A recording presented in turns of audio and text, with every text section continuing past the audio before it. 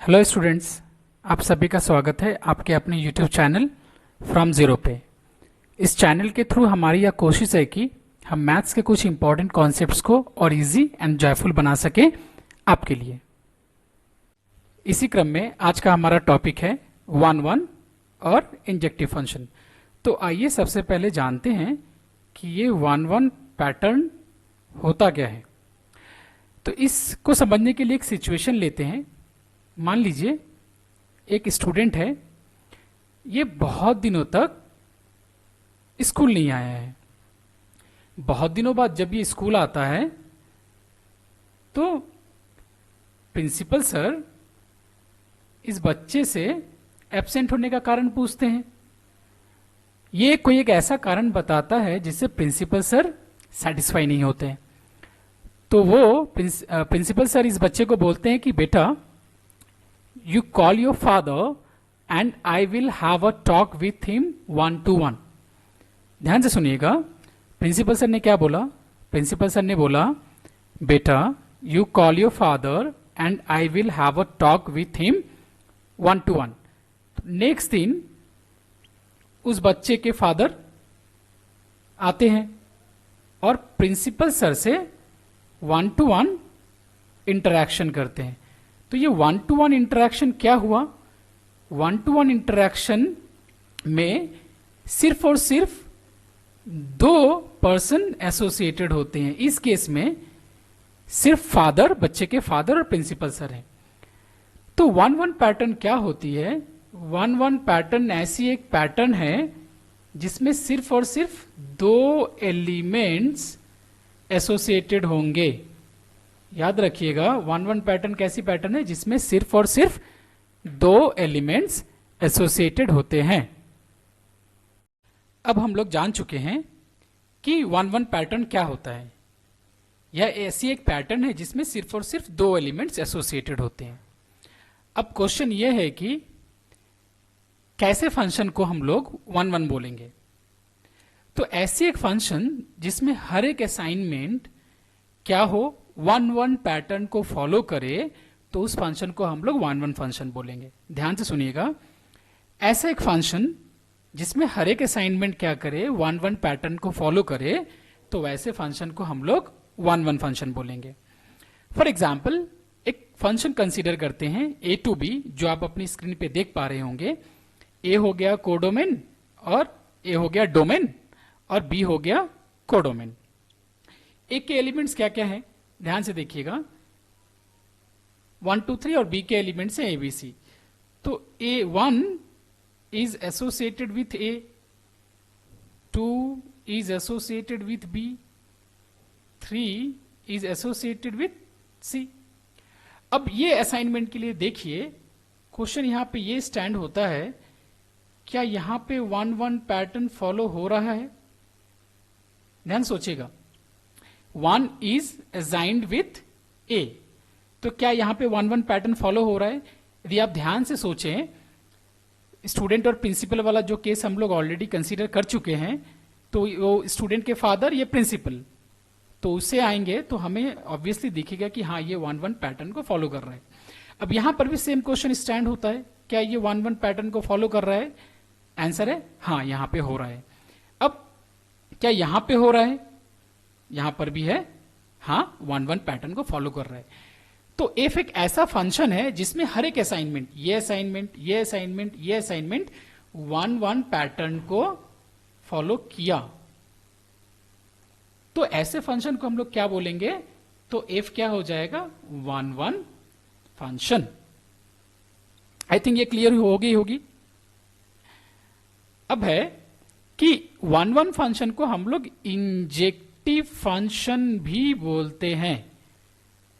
अब क्वेश्चन है कि इंजेक्टिव क्यों बोलते हैं? जो इंजेक्टिव वर्ड है ये आती है वर्ड इंजेक्शन से। अब इंजेक्शन का एक पैटर्न है कि हर एक इंजेक्शन एक ही आदमी को इंजेक्ट की जाती है। एक इंजेक्शन एक ही आदमी को इंजेक्ट की जाती है।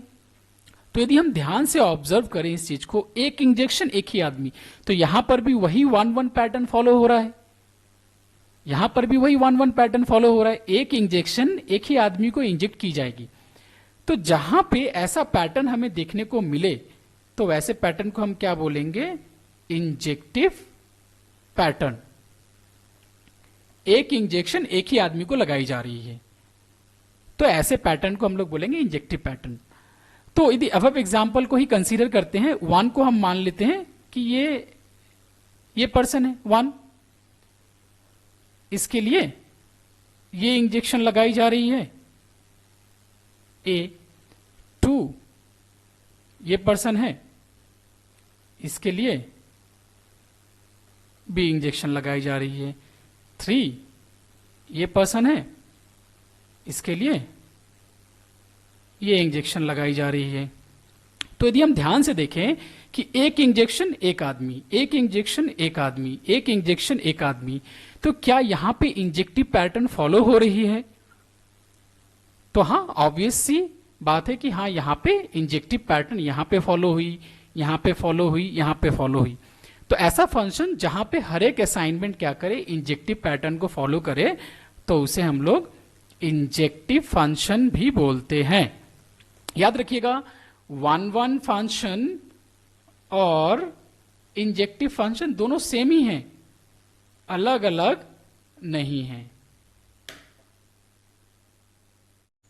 Now we are considering another example in which g is a function from x to y। g एक फंक्शन है x टू y पे, x डोमेन है, y को डोमेन है। जैसा कि आप अपनी स्क्रीन पे देख पा रहे होंगे कि इस g फंक्शन में 4 जो है वो p से असाइंड हो रहा है, 5 जो है वो q से असाइंड हुआ और 6 भी q से असाइंड हुआ। तो पहला आप 4 एंड p के लिए देखिए, क्या यहां पे 1-1 पैटर्न फॉलो हुआ?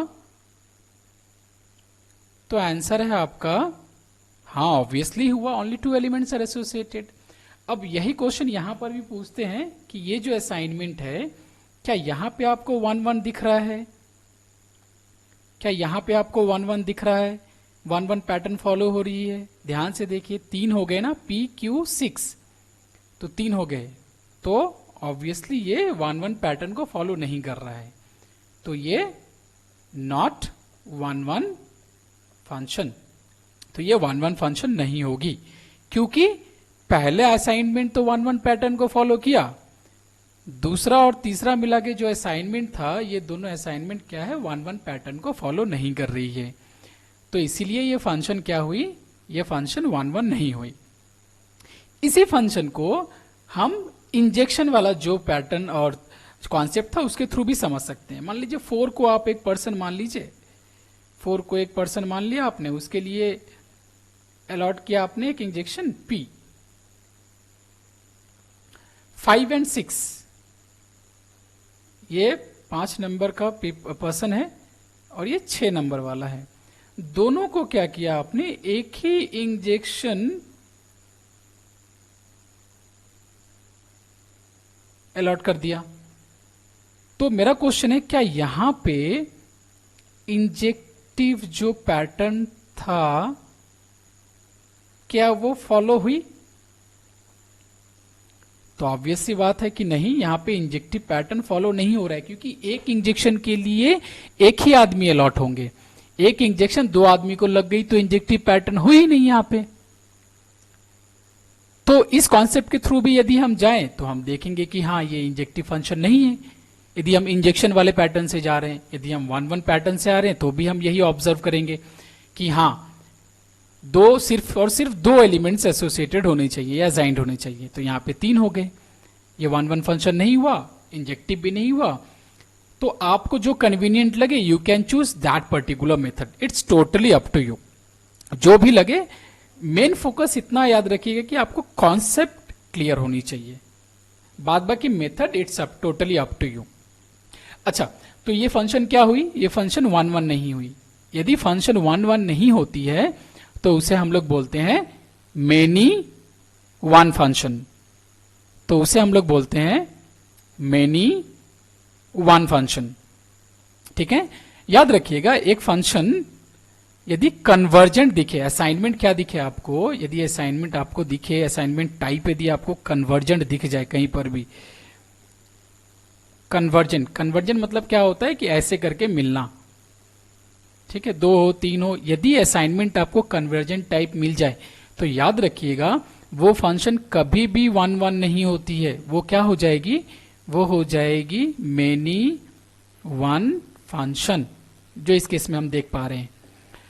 तो अगेन मैं बोल रहा हूं, ध्यान से सुनिएगा इस चीज को, यदि कोई फंक्शन आपको कन्वर्जेंट दिखे, जैसा कि इस केस में आपको दिख रहा होगा स्क्रीन पे 5q, देखिए कन्वर्ज कर रही है, 5q पे कन्वर्ज कर रही है, 6q पे कन्वर्ज कर रही है। तो यदि किसी फंक्शन में इस तरीके की पैटर्न आपको दिख जाए जहां पे कन्वर्जेंट पैटर्न आपको दिखे, सेम एलिमेंट पे कन्वर्ज कर जाए, तो क्या होता है, वो 1 1 नहीं होगा, और 1 1 नहीं होगा तो क्या होगा, वो मेनी वन फंक्शन होगा। वो जो पिछले वाला एग्जाम्पल हमने लिया था उसी को फिर से कंसीडर करते हैं कि f is a function from a to b, मतलब डोमेन हो गया आपका a हो गया आपका डोमेन, और b हो गया आपका कोडोमेन। अब ध्यान से देखिए कि डोमेन के एलिमेंट्स को हम लोग बोलते हैं प्री इमेज, और कोडोमेन के असाइंड एलिमेंट को हम लोग बोलते हैं इमेज। जैसे 1 का इमेज हो गया a, 2 का इमेज हो गया b, 3 का इमेज हो गया c, और इन अदर सेंस बोलेंगे 1 का प्री इमेज हो गया, a का प्री इमेज हो गया 1, b का प्री इमेज हो गया 2, c का प्री इमेज हो गया 3।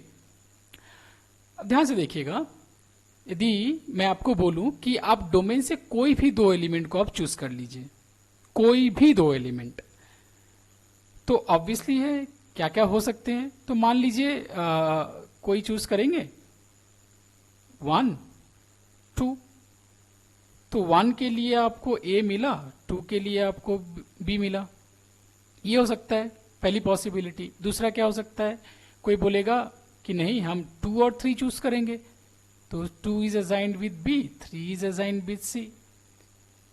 और एक पॉसिबिलिटी हो सकती है कि आप 3 और 1 को चूज करें, तो in that case 3 is assigned with c, 1 is assigned with a। तो ध्यान से देखिएगा, आप कोई भी 2 एलिमेंट ले लीजिए, आप कोई भी 2 एलिमेंट्स ले लीजिए डोमेन से।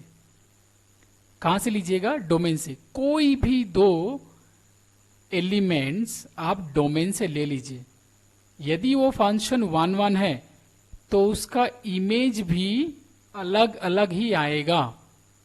ध्यान से सुनिएगा, आप डोमेन के कोई भी 2 एलिमेंट्स ले लीजिए, तो ऑब्वियस सी बात है कि ये डिस्टिंक्ट ही होंगे, अलग अलग होंगे। तो यदि फंक्शन 1 1 है तो उसका इमेज भी क्या होगा, वो भी डिस्टिंक्ट होगा। हम ध्यान से देख रहे हैं, 1 का इमेज हो गया a, 2 का इमेज हो गया b, दोनों अलग हैं। यदि आप 2 3 को चूज करते हो तो 2 का इमेज है b, 3 का इमेज है c, अलग अलग ही है। डोमेन के एलिमेंट्स ये सारे लेफ्ट में जो लिखा है हमने, ये डोमेन के एलिमेंट्स हैं, ये कोडोमेन के एलिमेंट्स असाइंड एलिमेंट्स हैं। तो 2 is assigned with b, 3 is assigned with c, मतलब डोमेन का एलिमेंट हो गया डिस्टिंक्ट, अलग अलग, तो उसका इमेज भी अलग अलग। उसी तरीके से 3 is assigned with c, 1 is assigned with a, तो डोमेन का एलिमेंट्स अलग अलग, तो उसका इमेज भी अलग अलग। तो अब इसको हम क्या करते हैं, हम डोमेन से 2 एलिमेंट मानते हैं कि x1 एंड x2 b2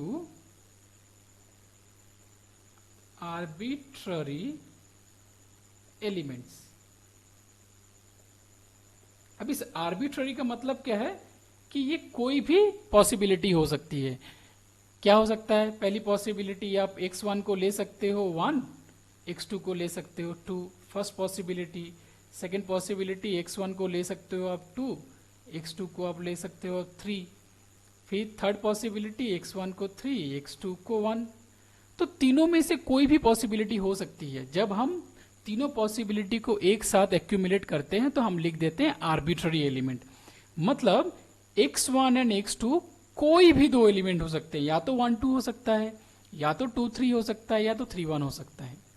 ठीक है, यदि हम x1 लेंगे यहां से तो इसके लिए इसका इमेज क्या बनेगा, एफ ऑफ x1। यदि आप x2 उठाते हो यहां से तो उसके लिए उसका इमेज क्या बनेगा under this function, F of x2 बनेगा। तो x1 का image under this function F of x1 होगा, x2 का image under this function F of x2 होगा। तो ध्यान से देखिएगा यहां पे कि जब फंक्शन 1 1 होती है, जब फंक्शन 1 1 होती है तो क्या हम बोल सकते हैं कि डोमेन के डिस्टिंक्ट एलिमेंट के लिए कोडोमेन में हमें डिस्टिंक्ट इमेज मिलेगा। ध्यान से देखिए ये सारे डिस्टिंक्ट हैं, तो कोडोमेन में भी हमें डिस्टिंक्ट इमेजेस मिला। तो यही डेफिनेशन हो जाती है 1 1 फंक्शन की, कि यदि कोई फंक्शन ऐसा हो जिसमें डोमेन के डिस्टिंक्ट एलिमेंट के लिए हमें कोडोमेन में डिस्टिंक्ट इमेज मिले, तो उसे हम लोग बोलते हैं 1 1 फंक्शन। तो x1 और x2 जो हम कंसीडर कर चुके हैं ऑलरेडी, x1 का इमेज है एफ ऑफ x1 और x2 का इमेज है एफ ऑफ x2। तो यदि ये दोनों इक्वल नहीं होंगे, हम देख भी पा रहे हैं यहाँ पे 1 is not equal to 2, 2 is not equal to 3, 3 is not equal to 1, arbitrary है। तो यदि डोमेन का एलिमेंट, ये सारे किसके एलिमेंट है, डोमेन के, यदि डोमेन का एलिमेंट अलग अलग है तो उसका इमेज भी अलग होगा ना, डोमेन से हैं और डिफरेंट हैं। तो ये सब कोडोमेन के हैं, इमेजेस हैं, तो ये भी डिफरेंट ही होंगे। तो x1 is not equal to x2 implies that F of x1 is not equal to F of x2। मतलब x1 और x2 डोमेन के कोई भी दो एलिमेंट है, आर्बिट्ररी एलिमेंट, यदि ये दोनों इक्वल नहीं होंगे, जैसा कि हम देख पा रहे हैं इमेज 1 का इमेज a, 2 का इमेज b, 2 का इमेज b, 3 का इमेज c, 3 का इमेज c, 1 का इमेज है। तो ध्यान से देखिए डोमेन के एलिमेंट्स अलग अलग और उसके रेस्पेक्टिव इमेजेस भी अलग। यहां पर भी डोमेन के एलिमेंट्स अलग अलग, रेस्पेक्टिव इमेजेस अलग अलग, यहां पर भी डोमेन के एलिमेंट्स अलग अलग, रेस्पेक्टिव इमेजेस अलग अलग। तो वही हमने लिखा यहां पे कि x1 is not equal to x2, x1 और x2 दोनों डोमेन के हैं और डिफरेंट हैं। तो ये क्या इंप्लाई करेगा यदि 1 1 होगा तो, कि F of x1 is not equal to F of x2, ये इमेज है। यदि डोमेन का एलिमेंट डिस्टिंक्ट होगा तो कोडोमेन के एलिमेंट्स भी डिस्टिंक्ट होंगे। यहां तक क्लियर? अच्छा, यहां पे एक मैथमेटिकल रीजनिंग का एक कॉन्सेप्ट है। ऐसे मान लीजिए P एक स्टेटमेंट है एंड Q एक स्टेटमेंट है। यदि P इंप्लाइज Q कर रहा है तो इसका यदि आप कॉन्ट्रा पॉजिटिव लोगे तो इसका कॉन्ट्रा पॉजिटिव होता है negation of Q implies that negation of P। Actually definition यही है, बट जब फंक्शन हमें शो करना होगा कि ये 1 1 फंक्शन है तो ये क्वाइट डिफिकल्ट हो जाती है शो करना। तो इन दैट केस में हम क्या करते हैं, हम इसके कॉन्ट्रा पॉजिटिव ले लेते हैं। कॉन्ट्रा पॉजिटिव मतलब ध्यान से देखिएगा इस चीज का नेगेशन, नेगेशन मतलब क्या होता है, नेगेटिव।